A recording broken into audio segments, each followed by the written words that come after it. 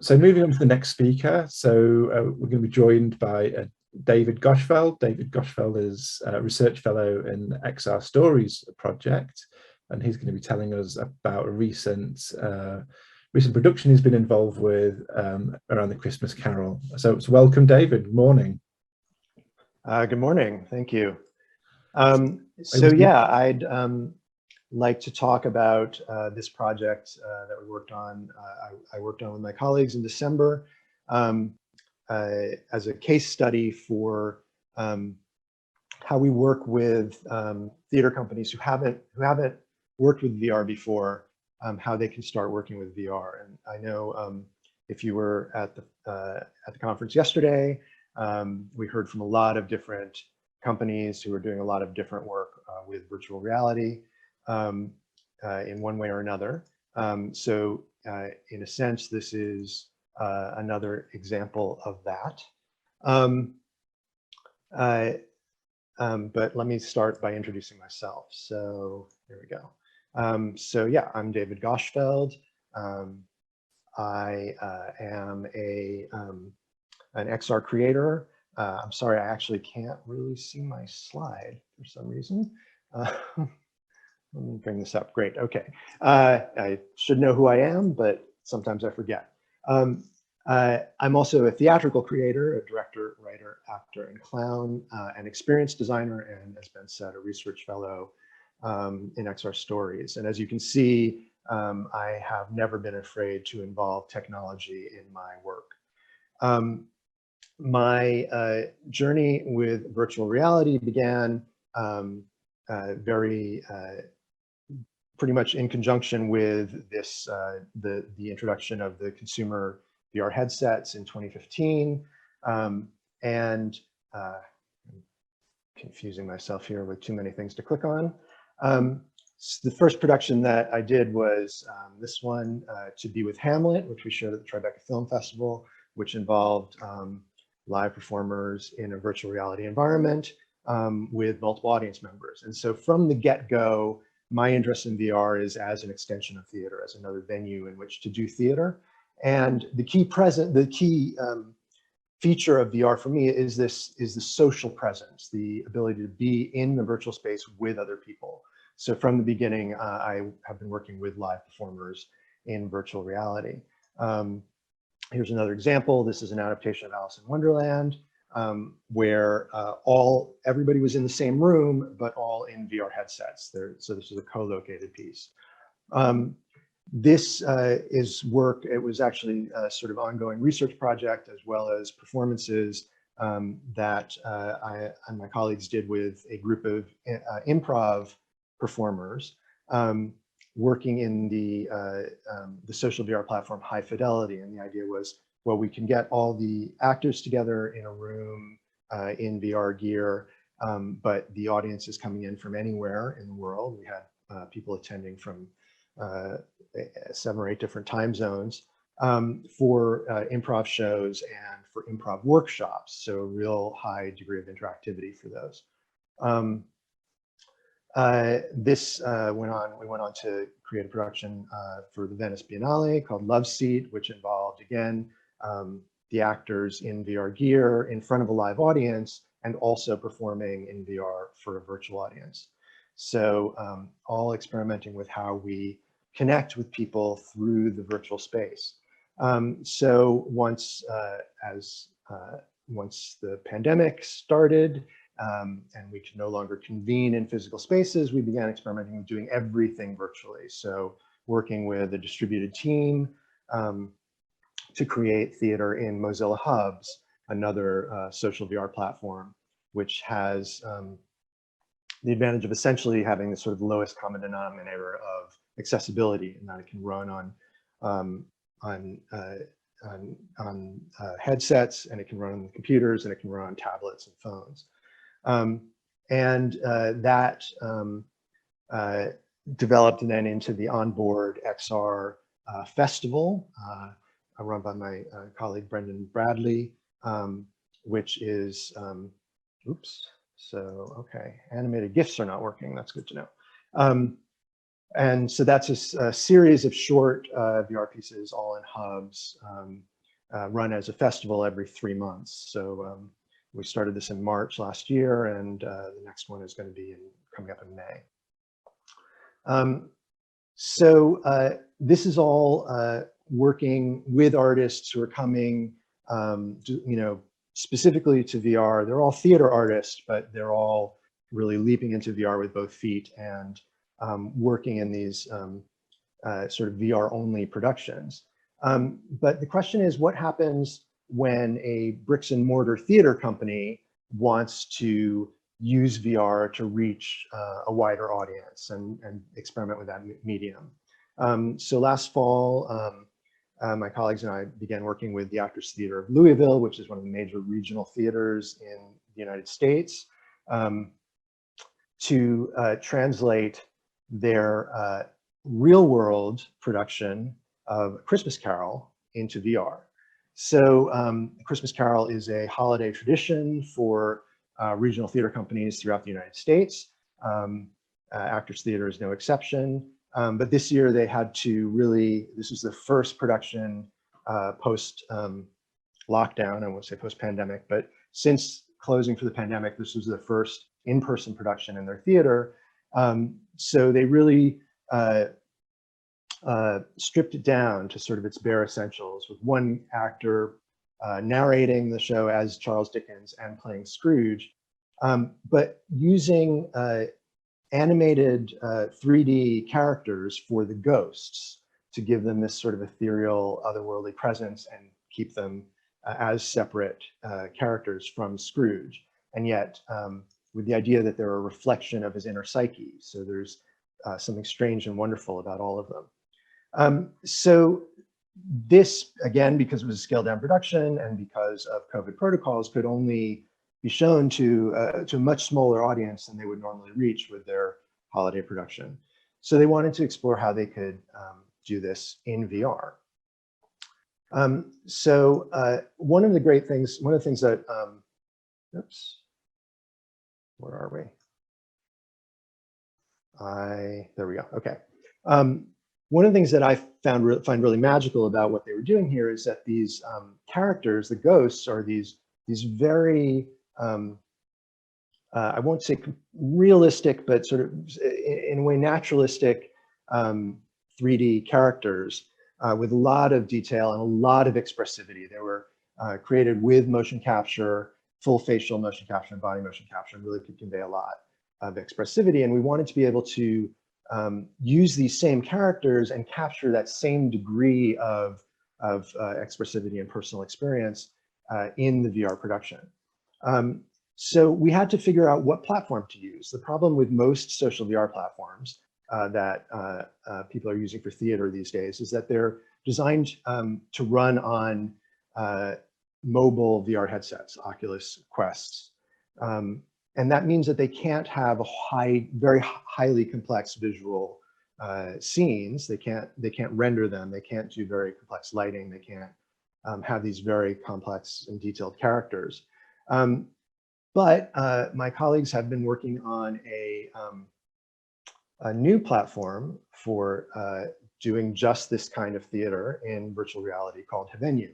And by my count, I think this is probably the 8th or 9th custom designed platform that I've heard about in the past 3 years that a theater company has been using has developed for virtual productions. But they are building this as a commercial product and hoping to make it available to everybody. And the advantage of HOPE2 is that it can run anything that's built in the Unreal Engine, which you may have heard is the engine that drives most of the virtual production that is happening for movies, and so is capable of a very, very high degree of realism and really beautiful rendering.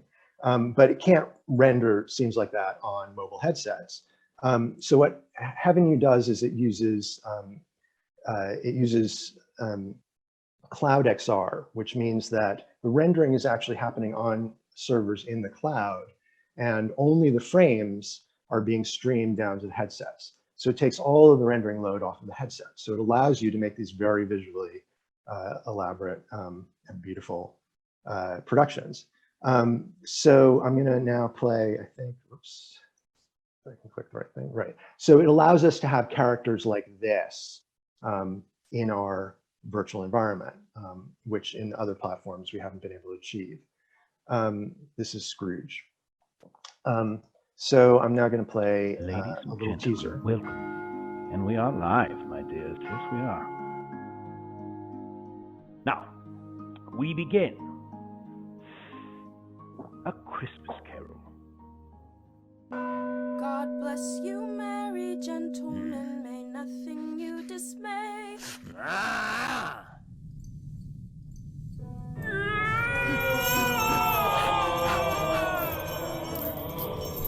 Mercy! Dreadful apparition, why do you trouble me? You will be haunted by 3 spirits. Couldn't I take them all at once and have it over, Jacob? So that's just to give you a little taste of the what those characters look like, how they move, how expressive they can be. They're generated using metahumans, which is another feature that Epic has developed for users of Unreal to help create these kind of characters. The ghosts were, the animation, as I said, was all captured beforehand for the stage production. But the key, of course, to live theater is having a live actor. So let me talk about the actor. The thing that we have discovered is that acting in VR is different from other kinds of acting. And there are various reasons for this, but I will show you perhaps the main one. So this is Ari Tar, who we brought in to work on this production. He is a very experienced actor and director, both in real world and in VR. He's been doing this for years. And you'll notice that he has all of this equipment on him. He's got a head mount with the phone for doing the facial capture. He's wearing a suit with inertial measurement units to do the body capture. He's wearing these gloves. He's wearing a microphone. All of these different systems are capturing part of his performance. And as the VR actor, he has to be comfortable performing to those systems. So I think the thing to remember is it is all a mediated performance, and the technology responds to what the actor does in different ways. And so a big part of this is learning how the system works and getting comfortable with it and understanding how it gets translated onto the avatar in the virtual space. And then being alert and making sure everything's working. And this was set up in Ari's living room. He was his own tech. So he not only had to act in that, he actually had to set it up and run it. So I'd like to run that again. I don't know if I can. Let's try that. Yeah, just to, well, I'll just do this. So one of the key things about this production, because we're using full facial capture, you'll notice Ari is not in a VR headset. So he doesn't have the connection with a virtual environment that an actor would normally have on the real stage. So in order to allow him to see what's going on around him in the VR environment, we had to set up these 4 monitors on each wall of his room. So he could have some visibility into the VR environment and also see where the audience was around him. And I just want to point out that actors do all this for movies as well, doing motion capture scenes for, big budget Hollywood films. But the key difference here is that Ari is doing this live. So once the show goes, he is performing in real time, and he has to make sure all of these parts are working together and that he is expressing through all these parts at the same time in real time. No cuts, can't go back and do retakes. So that's the key difference here. So now let's talk about scenography. And the first question was, well, can we just take the design of the real world production and just translate that into VR directly? And the real world production was done in a theater in the round here. But as you see from the floor plan here, the set is very simple. It's just 3 pieces of furniture and a projection screen that blocks off 1/4 of the auditorium, which is where the ghosts appear. So when we put that into VR and started playing around with it, we just did this using what's called a white box mock-up. We basically put the floor plan in and put these very simple representations of the furniture to be able to start playing the scenes and seeing how it works. And as soon as the director put on the VR headset and got in there, he realized that this wasn't going to be what he wanted. And then we had a lot of discussions, and I won't go through sort of all of the different things we considered. This was one thing that we tried, which is the idea of having these sort of silhouettes, kind of an expressionist sort of set with these buildings sort of looming out of the fog in kind of indistinct and slightly strange, askew shapes.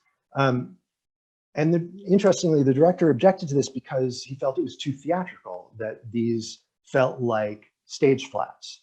So this is a really, for us, an interesting thing, because I still get kind of excited about the idea of sort of reproducing the theatrical experience in VR, and he wanted to really take it away from that and not try and reproduce that experience, but actually try and create this sense of place and environment and really fill out this world. So this is where we ended up, where we had a cityscape of Victorian era, roughly, buildings, and then suggestions, like pieces of sets for the different settings that the story takes place in. Right. So now the question is, the next real key consideration is the audience. So again, in the real world production, the audience were in seats. They were in seats on 3 sides. So you did have to stage to account for that. But they weren't moving around. They weren't going anywhere. They were not crossing the stage. They were not flying up in the rafters and so forth. So this is the kind of thing that we want to allow this to happen in VR. We want to give our audience the ability to really explore the space and feel that they are present in the world by moving through it and taking any angle they want. But that means that you have to plan for that in your staging of the production. You have to think about, well, where can they go? What will they be seeing? How do I keep the action open if I want them to be able to see it from anywhere, or bring it in if I want them to come in closer? So these are some considerations that we had to sort of discuss with the director, and as we sort of translated this into VR. The other thing that people really want to do in VR, I'm sure you've encountered this, is because they feel present in the space, they want to interact with it. They want to feel that they actually have enough of a presence in the space that they actually have some kind of impact on it. But for a piece of theater, we don't want them to be, for this very linear controlled narrative, we don't want them picking up props and throwing them around or things like that. So we gave them this facility, which I will just replay this if I can. So we gave everybody an individual flashlight attached to their controller, so that if they wanted to, they could get really close to the avatars and use their flashlight to illuminate parts of the character. And in this way, it connected them with the world, in that they could do something that had an actual on it. A minor effect, something that doesn't impact the show for anybody else, but gives them the sense of being able to do something in the world. But the most important thing, as I mentioned, and my slides are slightly out of order, so I'm going back, is the audience. The whole point of theater for me is that it is a social experience, and the whole point of doing theater in VR is this social presence with other people, the sense that you know that you're there with other people and that they are in fact real people. So the question came up, how do we represent the audience? Because what we didn't want, or really, there's a trade-off between having avatars that are recognizable as people and expressive as people, but they can also then be distracting. Or how do you explain the presence of these other people in the world of this story? So we had to come up with a way of representing the audience so they felt a part of the world, but still could recognize each other as actual people. So we settled on this representation where there are essentially glowing spheres that every once in a while would flare up to be sort of a bright flare, kind of mirroring the candle that Dickens holds at the beginning of the piece, that Scrooge holds in the bedroom scene. And all of these, they're different colors, so you could sort of recognize individuals, and you could see where they were moving to and around, but they weren't distracting, they didn't get in your way, they just gave you the sense of being there with other people. And I think that the really interesting thing for me was that the flares were essentially random, happening at random times, but they gave the sense that these individuals in the audience were reacting in a certain way or doing something different at a certain time. So this is a choice that came after a lot of sort of discussion and trial and error, but it worked quite well for this piece.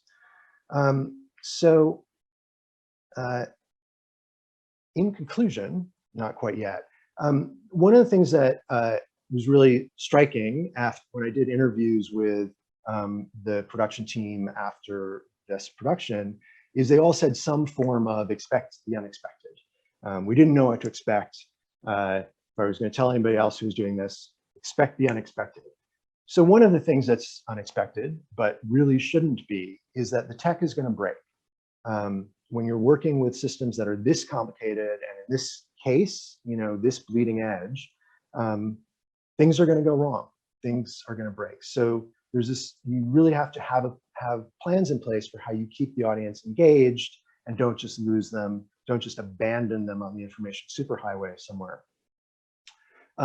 So one of the things that was really useful for this production is that the actor's audio went through a separate channel than the visuals. So if the Unreal project broke for some reason and they stopped seeing anything, Ari could still talk to them and could still stay in character as Dickens, who was narrating the experience, but let them know what was going on, keep them calm, help keep them focused, and let them know how, what's being done to get them back on track.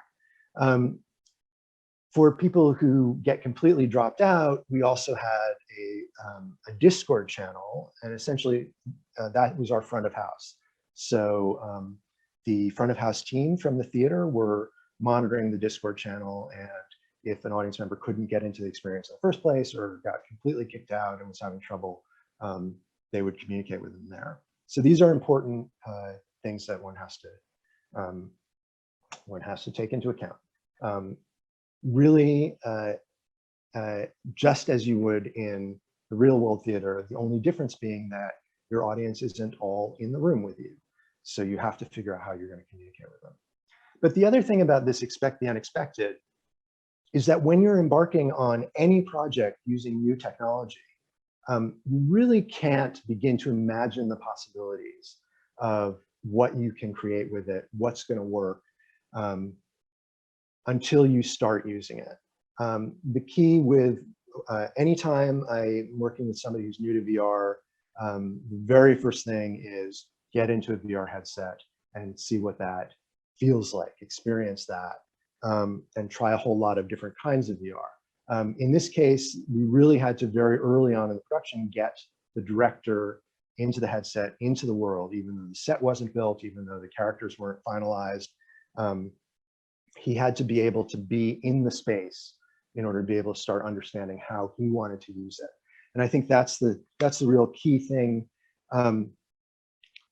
is that you really have to understand get the sense of what the technology can do, and then get a sense of how the tools it gives you to tell the story in a different way. How is it going to transform the way that you tell your story to the audience? And that is my conclusion. Thank you very much. Well, thanks very much, David. It's, again, such a great project. Yeah, really, really interesting. And we've had a bunch of questions from the audience. So the first one is just quickly a bit of a clarification on the nature of the two performances. So they were distinct, right? So there wasn't people in the audience with VR headsets on in the theatre. Right. Yes, these were done as two separate productions, but they were produced in parallel, which was an extremely ambitious thing to do. And this Actors Theatre has been doing a lot of very ambitious, exciting work. It's exploring different media, different forms over the past 2 years. But even so, the producer on this project was said afterwards, I thought it was going to be really rough, and it was really rough. It was a lot of work. But yes, the stage production was done as a standard stage production. And then the VR production was done as a separate production in parallel. Great, and another sort of technical question really is so that you talked about the flashlights, and so were they visible for the performers as well, or was that only for the audience? Well, so again, in this particular production, the performer didn't have that level of visibility into the VR environment. He wasn't in headset, so he could just see on the screens that were positioned around him. So he could see where audience was roughly, but no, he couldn't see if they were projecting light on space. There was some debate about whether other audience members would be able to see the light or not. And I think it's useful to note that you could set it up either way. You could make it so it's only visible to the audience member who's shining it, or you can make it so it's globally visible to everybody. In our case, we did make it so it was globally visible to everybody, but we found that most people didn't really explore that and experiment with it. So it was not distracting to the audience. It could have been, but it wasn't. Sure. And another question about the actors. So you talked about this very kind of complex setup, but also the need for the actor to be their own tech in this kind of situation. And so, do you think is there training programs? How do we get actors comfortable with taking on all these roles, or there's very different aspects of this kind of new way of doing performance? I mean, this was actually one of the big points a lot of speakers raised yesterday, is that, yeah, we do need to start training actors to do this. And I should point out that ideally, and I believe in the near future, the tech won't necessarily be so complicated. And also, ideally, we wouldn't be doing this where Ari is on his own and running everything by himself. And in fact, to be fair, he wasn't running everything by himself, because the members of the team could essentially remote desktop into the computers. He had, I think, 3 different machines running concurrently in his house to capture all the data and stream it. And members of the team could remote into those computers to help them with calibration and make sure things are running. But ideally, we would have had a tech on the ground with him, helping him set everything up and make sure it was all working. But yes, going back to the main point, there is no, as far as I know, real training programs yet. And I think even the mocap performance that is more and more common in film acting these days, even that is not really, there aren't a lot of places that really train actors on that. So yeah, I think we definitely need to work on that. Mm-hmm. And a last question maybe is about technology. So in the talk you mentioned that you counted 9 different systems that enable this kind of work. And so the question is, Were you missing, like what was missing from other things, and what were you missing in the technology that you used? Are they all created for different purposes? I mean, I think the thing is that a lot of the systems, I mean, I may be exaggerating, but a good half dozen of the speakers in the past 2 days talked about having to build their own system to do this sort of multi-user virtual performance work, either in AR or VR, co-located or remote. And part of that is just because we don't all know what everybody else is doing. So that's one of the reasons that a conference like this is really exciting. I think a lot of us have had to reinvent the wheel multiple times because we don't know that somebody has developed this thing, or they've developed this thing, but it's not really ready for other people to start using it. It's very custom and bespoke. But the platforms that are out there that are sort of readily available off the shelf, so to speak, are these social VR platforms like VR Chat or AltSpace, Mozilla Hubs, and there are many too numerous to mention. And they all have different constraints. They're all getting better, but none of them are designed for performance. People have been doing performances in VR Chat, they're doing performances in AltSpace and Hubs. In all cases, people have had to really develop custom sort of software on top of those platforms, in order to run the shows, things like show control, have had to work with avatars to get things that are expressive enough for performers to really be able to really work with. So the idea behind HOPE2 is to start from scratch with a platform that is purpose-built for this kind of production, and with this kind of visual fidelity, which is another thing that these other platforms just don't offer, because they're all designed to run on the mobile headsets. Okay, great. Well, we're just about out of time. As always, there's many more questions from the audience. However, they can find out more about your project from the HOPE22 page. Has a links to all the speakers, how to contact them, and how to find out more about the project. So thanks again, David, for a wonderful introduction to this project.